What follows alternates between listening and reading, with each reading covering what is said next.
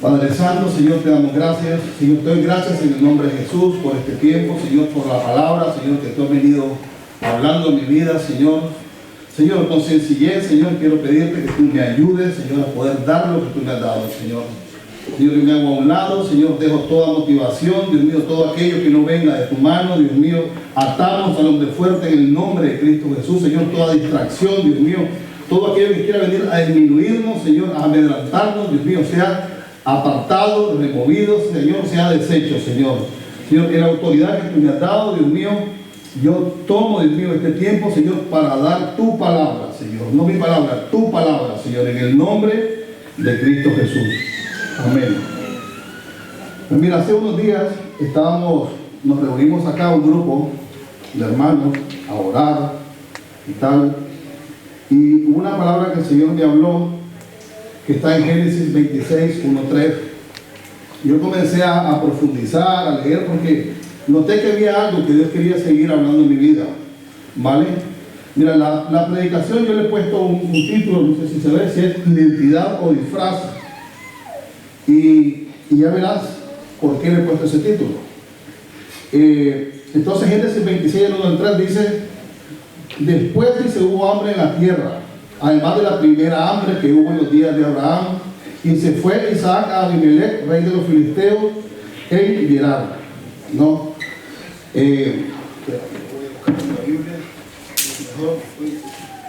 Dice, a ver, en el 3 dice: después hubo hambre en la tierra, además de la primera hambre que hubo en los días de Abraham, y se fue Isaac a Abimelech, rey de los filisteos, en Gerar. Y se le apareció Jehová y le dijo: no desciendas a Egipto, habita en la tierra que yo te diré. Habita como forastero en esta tierra y estaré contigo. Y te bendeciré, porque a ti y a tu descendencia daré todas estas tierras, y confirmaré el juramento que hice a Abraham tu padre. No sé si alguna vez habéis leído estos pasajes en Génesis, y está haciendo referencia aquí el Señor a que hubo una primera hambre. En los tiempos de Abraham, hubo una primera hambre. Y consecuencia de esa primera hambre, de esa primera necesidad, Abraham tomó la decisión de ir a Egipto, ¿vale? Luego vemos cómo Dios mismo también se revela en Isaac, y está aconteciendo algo parecido. Hay una segunda hambre.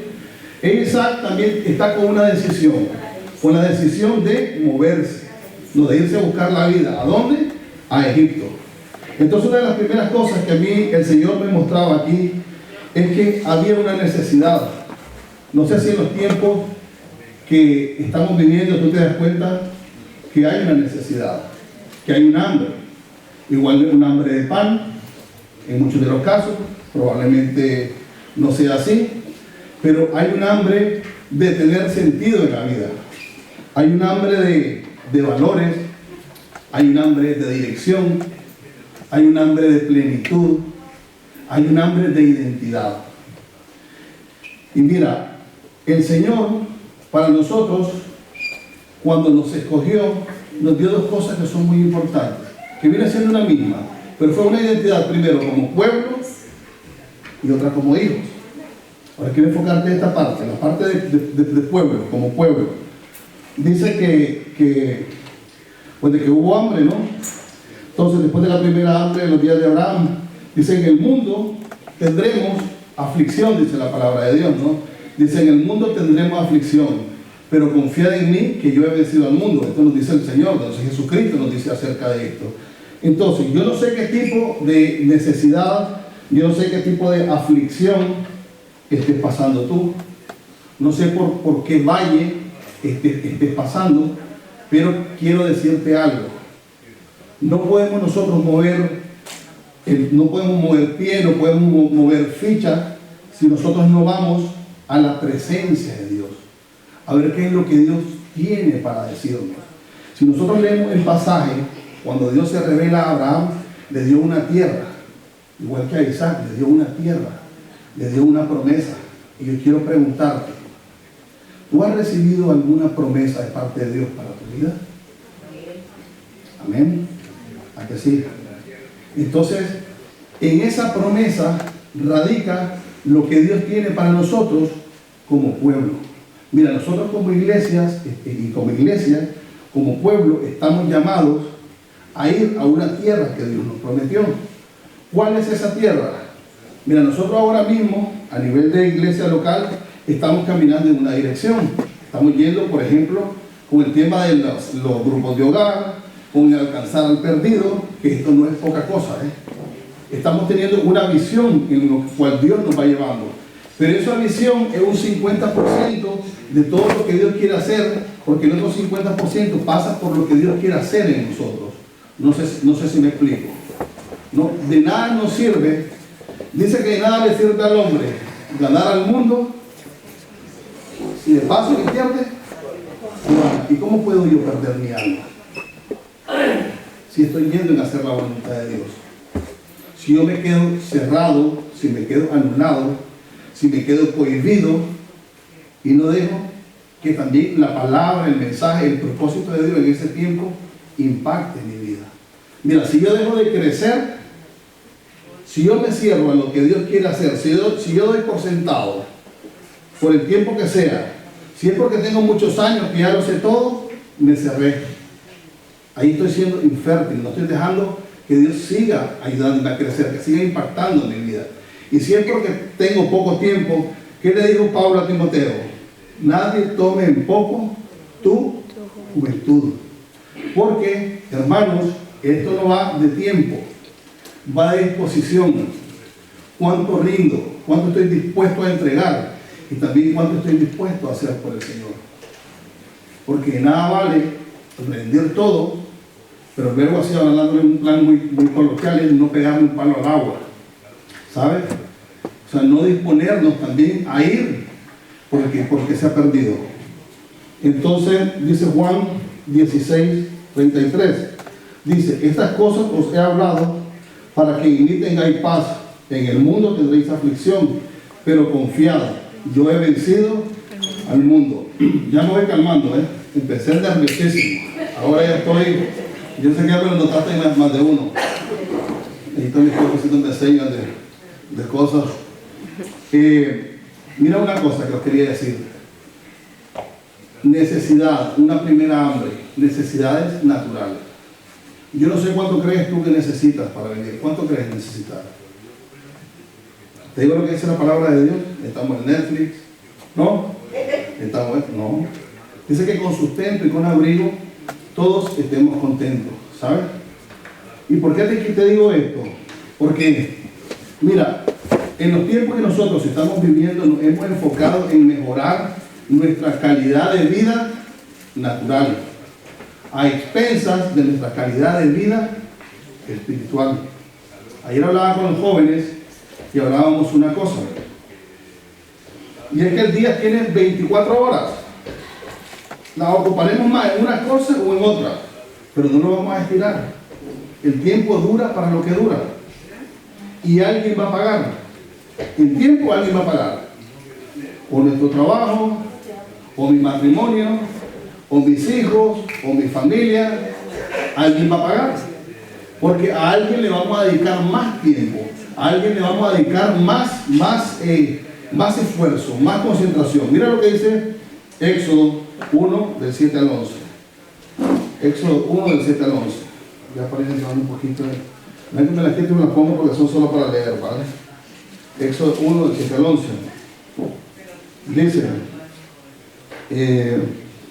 y los hijos de Israel fructificaron y se multiplicaron, y fueron aumentados y fortalecidos en extremo, y se llenó de ellos la tierra. Entre tanto se levantó sobre Egipto un nuevo rey, que no conocía a José, ¿no? Y dijo a su pueblo, he aquí, el pueblo de los hijos de Israel es mayor y más fuerte que nosotros. Ahora pues, seamos sabios para con él. Yo pensaba que con esto seamos sabios me sonaba como lo van a tratar bien, ¿no? Seamos sabios, no nos mosquemos, vamos a hacerlo bien, hagámonos amigos de ellos. Y mira la sabiduría que usa Satanás para con nosotros. Dice, seamos sabios para con él. Dice, a ver, ahora pues seamos sabios para con él. Y para que no se multiplique y acontezca que viniendo guerra, él también se una a nuestros enemigos y pelee contra nosotros y se vaya de la tierra. Entonces pusieron sobre ellos comisarios de tributos que le molestasen con sus cargas. Y ahí está el meollo del asunto. ¿Sabes qué es lo que tenemos en el sistema que está establecido a día de hoy? ¿Qué tenemos? Cargas, hipotecas, préstamos, yo qué sé, situaciones laborales, familiares, lo que sea, cargas. ¿Y qué es una carga? La carga es un peso. Un peso. Por eso la palabra de Dios dice: venid a mí los que estén trabajados y cargados, y yo os haré descansar. Y también el Señor nos dice que lleváis mi yugo, porque es como y mi carga, ¿qué es lo que dice? Fácil y ligera. Entonces nosotros tenemos que tener cuidado de no cargarnos con las cosas que Dios no nos está llamando a llevar. Y esto se dice fácil, porque realmente estamos enfocados en el bienestar, en cada vez estar mejor. Y es lícito, la palabra de Dios dice que todo me es lícito, pero no todo me conviene. ¿A quién le gusta vivir mal aquí? A ninguno. ¿A quién le gusta vivir bien? Nosotros los que venimos de fuera, que venimos de otros países, vinimos a estos países del primer mundo buscando un bienestar, en oportunidades. Son países que ofrecen más oportunidades laborales, de tal. Yo soy de Nicaragua y no sé si aquí hay otro nicaragüense, pero realmente aquí tú puedes llegar a tener muchas más cosas de las que nos puede ofrecer en mi país, las oportunidades que se dan. Entonces uno viene buscando esto y está bien, pero tenemos que tener cuidado que esto no se vuelva un afán. Entonces estamos enfocados, como decía, en mejorar nuestra calidad de vida natural según los estándares que nos dicta la sociedad, el mundo. Por eso decía, identidad o disfraz. Cuando nosotros salimos de casa, nos está esperando el mundo con un disfraz de Batman, de la Mujer Maravilla, de lo que tú te quieras poner. Pero es un disfraz. Él quiere convertirme en algo que no soy. Por eso vemos que los ricos, que los famosos, los que alcanzan el supuesto éxito, caen en depresión, en droga, en exceso, en un montón de cosas, porque todo eso es vacío. Y date cuenta que Dios no tiene problemas con la riqueza. Tú sabes que yo leí un artículo que dice que calcularon la fortuna de Salomón, y está calculada entre los 50, o sea, para tener lo que tiene lo que tuvo Salomón, son los 50 más ricos del mundo a día de hoy, harían lo que Salomón tuvo. Dios no tiene problemas con la riqueza. La palabra de Dios, ¿qué dice? Dice que el principio de todos los males es el amor al dinero. Ninguno puede servir, dice, a dos amos o a dos dioses, porque amar a uno o aborrecer a otro. Entonces tenemos que tener claro que tenemos una identidad como pueblo, como hijos de Dios, una identidad como iglesia. Oh, yo soy un hijo de Dios, pero yo a la mía, no existe. Clavo, gol del diablo. 1-0, que la va ganando. Entonces, Juan 17:3 dice: y esta es la vida eterna, que te conozcan a ti, el único Dios verdadero, y a Jesucristo, a quien has enviado. Entonces la vida radica en el conocimiento de Dios. Por eso las cosas materiales sirven para lo que sirven: alimentarnos, cubrirnos, tener un bonito coche, como un coche blanco que vi pasar hoy ahí de un hermano. Está bien, sirven para lo que sirven, ¿no? El problema es cuando nosotros les damos ese primer lugar, esa preeminencia, ese lugar que solo le pertenece a Dios. Y cuando nosotros esperamos que sean estas las cosas las que nos llenen, nos satisfagan, nos den identidad, entonces ahí vienen las frustraciones. Pero gracias a Dios que tenemos al Señor. Y ahora mira otra cosa que veía en ese minuto del susto que pasé aquí, se me había olvidado decirte. Yo me voy relajando y ahora comienzo a contar chistes y todo. Entonces, mira qué pasa. Dios se le revela a Abraham y ya le promete una tierra. Luego vemos a Dios trabajando en la siguiente generación con Isaac y con una promesa también. Dios es personal. Nosotros conocimos a unos chavalos ahí en Nicaragua cuando estábamos de misioneros, y había uno que yo le preguntaba: ¿pero tú eres cristiano? Mi papá es cristiano, y mi abuelo y mi tío, todos para atrás. Pero ¿y tú? ¿Eres? No se transfiere esto. No sirve nada, es personal. Y gracias a Dios que Dios vino a nosotros. Dios vino. Juan 3:16, de tal manera amó Dios al mundo que dio a su Hijo unigénito, al único, al primogénito, el primero, por ti y por mí. Al que tiene derecho a todo sobre todo, al dueño de todo. Lo dio por ti y por mí, pecadores. ¿Saben? Dice el versículo 2 de Génesis 26. Dice que se le apareció Jehová y le dijo: no desciendas a Egipto, habita en la tierra que yo te daré. Y mira que la palabra descender a mí ¿sabes? Yo como soy del Madrid no menciona mucho eso. Descender, ir de un lugar más alto a uno más bajo, disminuir o ir a menos. Ahora yo le pregunto, ¿cuántas veces hemos ido a menos? ¿Y por qué hemos ido a menos? Porque hemos descendido de aquel lugar donde Dios nos da, nos tiene, y nos vamos. ¿Qué es volver a Egipto? Pues volver a las antiguas soluciones que teníamos antes. Es más fácil actuar que orar. Ante una situación, la tendencia natural que todos tenemos es la de yo resuelvo. Y la oración es lo último cuando yo ya no pude resolver. ¿O no? ¿Amén o no amén? O solo soy yo, porque si no me apedrean cuando salga y yo estoy grito. ¿No? Entonces, no desciendas. No desciendas. Dice, sean conocidas todas vuestras peticiones delante del Señor. Entonces mira, 1 Pedro 2:9 dice: mas vosotros sois linaje escogido, real sacerdocio, nación santa, pueblo adquirido por Dios, para que anunciéis las virtudes de aquel que os llamó. ¿No? Entonces, no descienda. Tenemos una identidad como pueblo. Isaac estaba repitiendo un patrón también, para que lo sepas. Lo mismo que hizo su padre, lo hizo él. La misma mentira que dijo Abraham, léalo, la dijo él. Abraham llegó y dijo: no es mi mujer, es una amiga, es mi hermana. Isaac lo mismo. Entonces hay conductas también que son repetitivas. Hay cosas que nosotros, aquí tenemos la psicóloga, si me dice que sí, yo sigo por ahí. Hay cosas que traemos heredadas de casa y las tenemos como buenas y no lo son. Yo no digo que nos lo hayan enseñado o transmitido con malas intenciones, pero tenemos que ir a la luz de la palabra también. Muchos hábitos. No, es que en mi casa siempre se hizo así. Pues igual se hacía mal. Estamos equivocados y hay que corregirlo. ¿No? ¿Amén? Entonces mira el versículo 3 lo que le dice: habita como forastero, no como forajido, como forastero. ¿No? Un forajido es uno que si le pone la cabeza, plácata. No, forastero. ¿No? Forastero dice: en esta tierra y estaré contigo. Mira el primer principio, la primera ordenanza que Dios le da es que habita como forastero.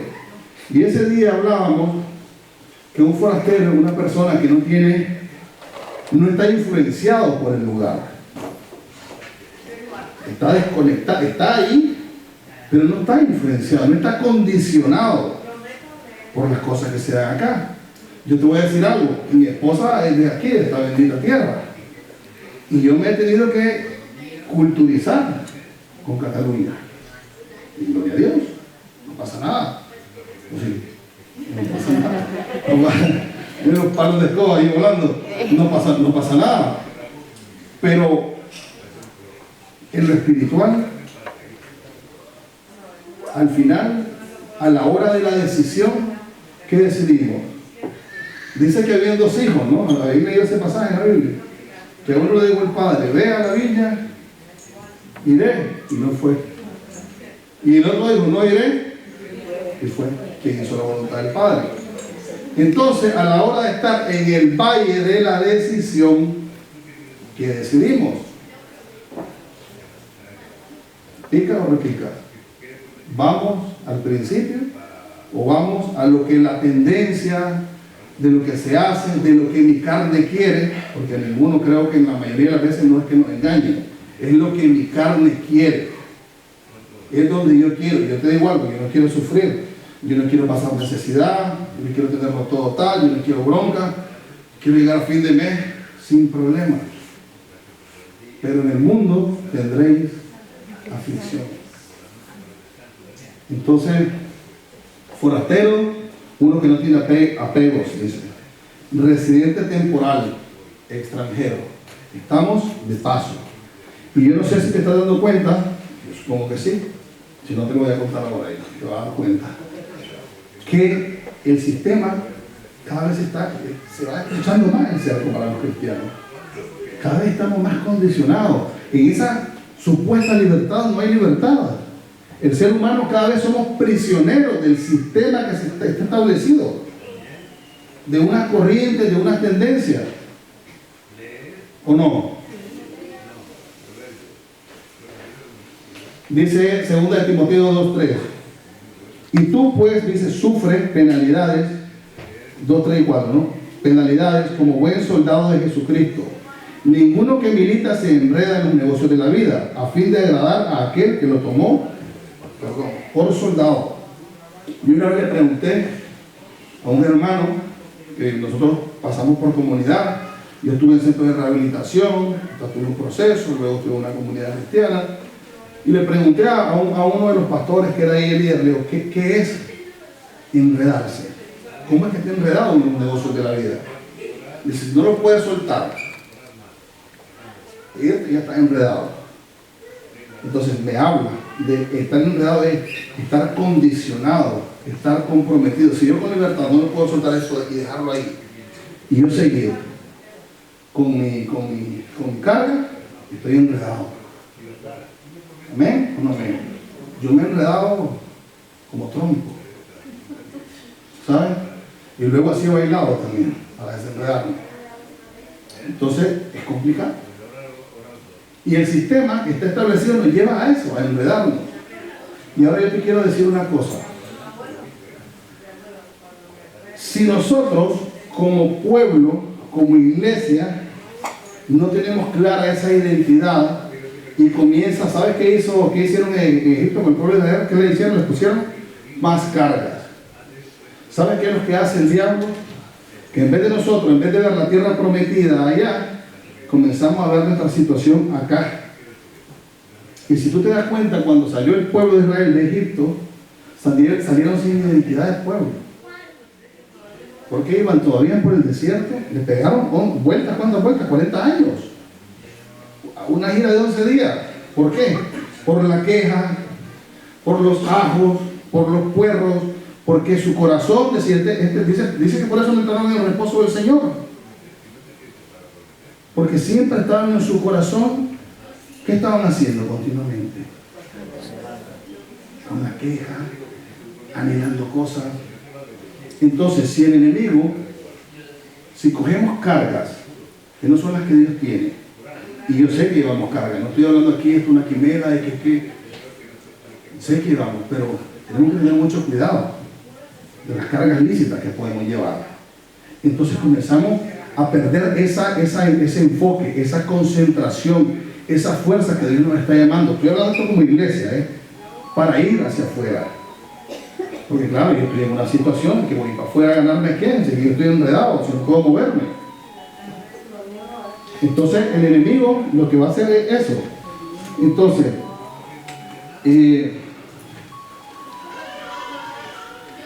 Entonces mi posición de cara al mundo, de cara a la sociedad, de cara al sistema que está establecido, tiene que ser la posición que Dios dice, define en su palabra. Ahora tenemos que tener una revelación para esto. Para eso está la iglesia, para eso están los ministerios, está el pastor, están los ancianos, están los profetas. Para eso está esa estructura, para que nosotros podamos ir a una. Mira, cuando el pueblo de Israel salió de Egipto, aunque no tenían identidad de pueblo, iban en un orden. Porque ¿quién iba con ellos? Aparte de Moisés, y Aarón, ¿no?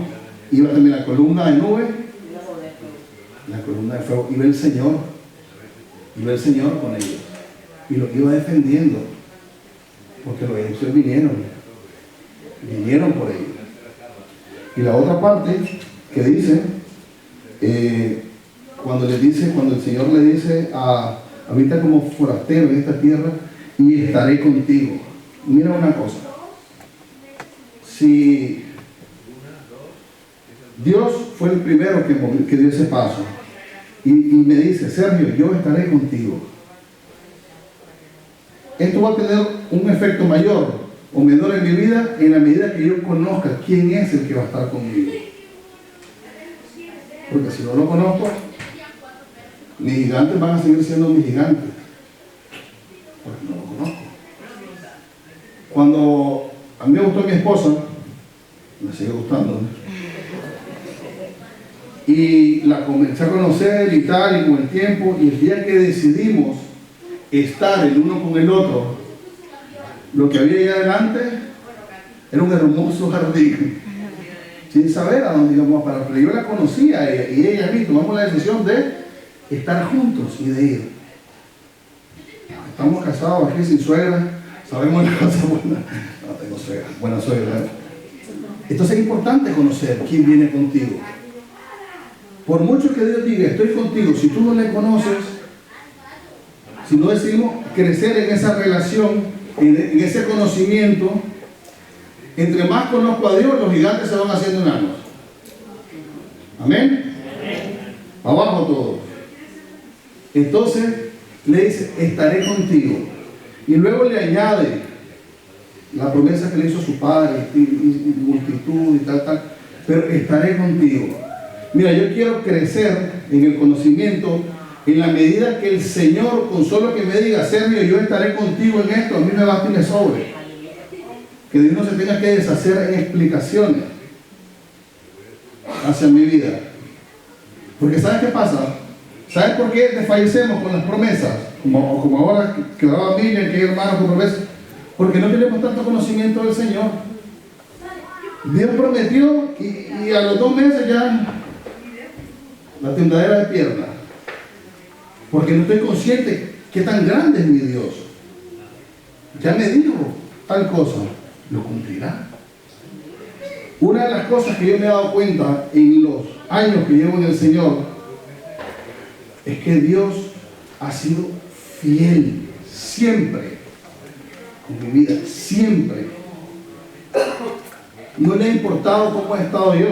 He estado aquí, que he sido un gráfico, no soy tú, a lo mejor tú eres más así por arriba, por las nubes. Yo no, yo he estado más así. Y Dios ha sido fiel. Y la fidelidad de Dios va en la mano con su misericordia. Porque Dios nunca me pagó como yo me lo merecía. Tú sabes, este que se fue y dijo que si alguien habla mal de ti, que no te enojes con él, porque tú eres peor de lo que él dice. Somos malos, somos niños con de la palabra. Lo que tú piensas de ti aquí no vale. Ahora, gracias a Dios que Dios es bueno y que no vino a hundirnos, vino a darnos la mano para levantarnos, pero no es por obras, para que nadie se gloríe. Entonces tenemos que tener clara nuestra identidad como pueblo. Y hay otra parte que Dios me hablaba, y esto lo voy a decir aquí porque no me entienden, no puedo leer.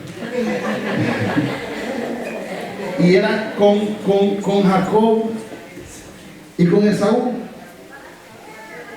Mira, tenemos que tener una identidad como pueblo y tenemos que tener una identidad como hijos en el cuerpo, hacia adentro. Una identidad como iglesia, como pueblo, hacia dónde vamos, todos como grupo, en la visión. Y luego como hijo, ¿qué lugar ocupo? ¿Amén o no? Y Jacob y Esaú. Y resulta que los tíos desde el vientre de su madre ahí venían Tom y Jerry, afuera, peleando. No había ahí controversia, había historia. Y Jacob lo agarra, dice, el calcañar, y sale, y dice, y se dijo de él, este es Jacob, que significa estafador, el que suplanta. Y entonces vemos toda una historia y vemos a Jacob queriendo las cosas de Esaú. Es así, queriendo lo que Esaú tenía. La primogenitura, pues la primogenitura es el derecho del primer hijo de recibir el doble de la herencia y de pasar a ser el patriarca, ahí como los gitanos, el cabeza de familia, que conllevaba estas cosas, pero también conllevaba una responsabilidad, que también tenía que cuidar de la familia. Y ahí vemos a Esaú escaqueándose. Por eso la palabra de Dios dice que aunque lloró con amargura, dice que no le fue dado. Entonces yo quiero decirte algo. El primer pecado, o uno de los primeros, para no decir el primero, en la humanidad, fue no hacer lo que se debía hacer. Adán no tomó su lugar en el Edén. Cuando Eva le dijo, Adán no hizo fuerza, lo contrario, y tomar su posición como sacerdote de su hogar y decir, no, pero mira, es que el Señor no ha dicho, sino que venga, pues a mí me le pone ahí un plátano al lado de la manzana. Dice fruta, lo hace un poco. Pero entonces tú tienes un lugar en esta iglesia y tenemos una responsabilidad que yo no la puedo dejar de lado como Esaú. Esaú suena bonito, ¿no? Pareciera que perdió un montón. Sí, perdió el doble de la herencia y perdió el estatus de ser el cabeza de familia, pero también cambió el bulto. Eso no va conmigo. Dice que el que sabe hacer lo bueno y no lo hace, le he contado como pecado. Sonido, jóvenes, escuelita, tal, pascual, alabanza. Lo que ya estamos llevando esa responsabilidad no la podemos hacer de cualquier manera. Para el Señor, tenemos que mejorar. Y esto me lo pongo para mí también. No te creas que estoy aquí yo tirando, estoy animando. Pero démonos cuenta que tenemos una responsabilidad en el cuerpo. Como es, es que yo no sé, pues entonces toca buscar. Tenemos esa identidad. Entonces la primogenitura. Luego que quiso Jacob de Esaú, ya para ir terminando, ¿qué venía después? La bendición, ¿no? Y la bendición, la definición de bendición, ahora como lo tengo, es consentimiento y aprobación prolongada. Mira, hay una parte en la historia de Jacob y de Esaú que dice que Isaac amó a Esaú porque era hombre de casa, mientras que Jacob era un hombre calmadito, era de tiendas. Entonces, fíjate que a veces como padres nosotros podemos equivocarnos, porque quizás por el carácter que más con un hijo podemos sentirnos más identificados. No quiere decir que lo amemos más, sino que como que somos más apegados. Pero eso causa en los hijos división, comparación. Yo pienso que Jacob, esto ya es de primera de Sergio 1:8. Yo pienso que Jacob se comparó con Esaú. Y entonces, de alguna manera, la comparación lo llevó a quiero ser tú. Quiero ser como tú eres. Y yo he vivido eso, como hijo en lo natural y en lo espiritual, aquí en la iglesia. Porque he visto cómo Dios ha tenido favor con un hermano desempeñando y yo he querido imitarlo, tener esa aprobación, y he equivocado. Yo soy único, igual que tú. Tú no tienes que copiar a nadie, tú no tienes que imitar a nadie. Señor, en el nombre de Jesús, yo con todos mis errores que tú me vas a ayudar a seguir rompiendo, yo quiero ser Sergio. Yo soy Sergio, no soy Carlos, no soy Ángel, no son mis hermanos que me bendicen, soy Sergio. Entonces, a veces nos equivocamos en el cuerpo, que estamos más pendientes de que como es aquel, y estoy queriendo yo reproducir cosas buenas, dones, esto, y entonces después caigo en la frustración, porque no fluyo, es que no soy yo. Siempre está muy serio hoy. Los tengo tristes, ¿no? Ahora van a llorar, sí, la idea es hacerlo. Entonces, el punto es ese. Las comparaciones traen división. Comienza a compararte y ahora tú. Y la otra cosa es que nunca nos comparamos con lo que hacen mejor. Si lo voy a comparar con algo, yo con Carlos va a ser donde él coge y yo no. Entonces yo ahí tengo más. No tenemos que comparar. Cristo. Pero pasamos esos procesos. Y entonces vemos entonces a Jacob con todas estas cosas. Primero, la primogenitura, luego lo engaña, cabrito, piel de cabrito con la vida de su madre, le roba la bendición. Y luego el tío llega a Peniel. ¿Y en Peniel qué pasó en Peniel? Comienza a pelear con Dios. Y yo no sé si tú te has peleado alguna vez con Dios queriendo una bendición que no es lo que Dios tiene para ti. Para mí, esto es 1 de Samuel 1:9. Lo que pasó en Peniel es que Jacob tuvo una revelación del propósito de Dios para su vida. Y entonces cambia su nombre de Jacob a Israel. Y cambió, dice que le tocó la cadera, y cambió su manera de andar. Eso me habla de que cambió su visión. De ver, yo no sé si a ti te ha pasado que a lo mejor a veces nos frustramos pidiéndole a Dios cosas que no son las cosas que Dios tiene para nosotros. Por eso es importante que como hijos de Dios le pidamos al Señor que me revele su propósito en mi vida. No mi propósito, algo así, Señor. Porque nos equivocamos ahí.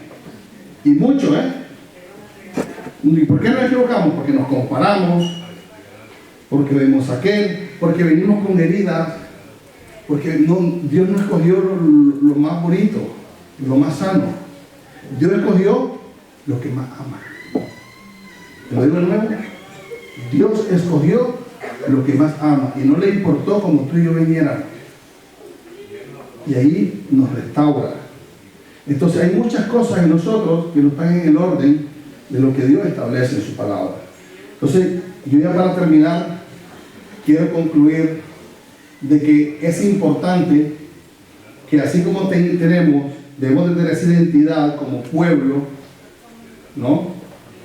Yendo en una visión, yendo en una identidad, no sometiéndonos a todo lo que el mundo establece. También tenemos que tener una identidad como hijos, sabiendo cuál es el lugar que yo ocupo, siendo yo y Dios trabajando conmigo en un proceso, porque estamos en proceso como iglesia y como hijos. Y que no te asuste esto. Al contrario, esto me anima, porque entonces vamos para adelante. Amén. Entonces, y sabes que Jacob pasó peleando estas cosas, y hay una palabra al principio que ya Dios ya había dicho algo acerca de él. Y el mayor servirá al menor y tal. Y yo no digo de que iba a perder esa ola primogenitura, no era necesario. Lo que Dios tiene para ti es para ti. Amén. Como dice en mi tierra, lo que está para ti, nadie te lo quita. Después le ponemos salsa, pero lo vamos a dejar ahí. Pero ojo que tenemos que tener cuidado. Si el enemigo nos carga, el enfoque se pierde. Porque obviamente comienzo a querer, mi enfoque ¿cuál es? Quitarme mi carga. Obviamente. ¿Tú has visto un burro sobrecargado así? ¿Tú lo has visto aquí? Hasta se tiran al suelo, ¿No? La carga. Menos mal que aquí no vemos burros. Entonces, hermanos, ojo, valemos, esto que te dije me gustó, nunca lo había pensado, eso del Señor. Escogió lo que más ama. Dios escogió lo que más ama. Sí, la palabra dice que lo vi, lo menospreciado, pero por el mundo, no por Dios. Pero si de tal manera amó Dios al mundo, Dios escogió lo que más ama. Yo ahora me bajo de ahí así, yo soy el favorito del Señor. Créeme, yo soy como yo, no hay otro. Y es verdad, no hay. Y como tú tampoco, somos únicos. Amén. Que Dios te bendiga.